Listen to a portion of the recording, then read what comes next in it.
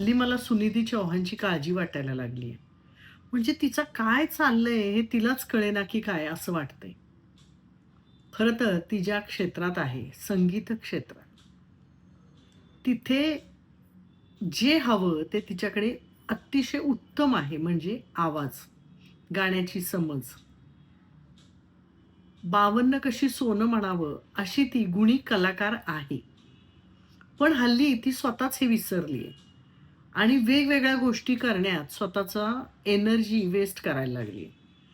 बऱ्याच रील्समध्ये, सोशल मीडियावर तिच्या छोट्या-छोट्या गाण्यांच्या क्लिप्स येतात आणि त्यामध्ये तिचे कपडे, तिचे अंगविक्षेप, तिचे हावभाव, तिच्या शरीराच्या हालचाली हे सगळं पाहिलं ना, की खूप वाईट वाटतं.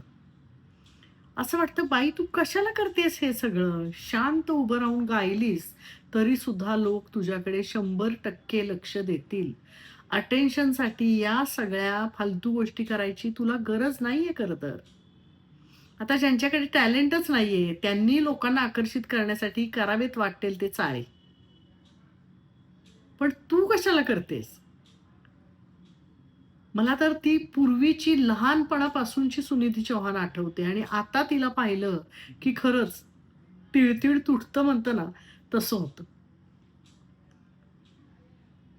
तिच्या 2-3 कॉन्सर्ट्सच्या व्हिडिओजमध्ये अक्षरशः आपण लाजून मान खाली घालावी, असे तिचे कपडे आणि अशा तिच्या हालचाली आहेत.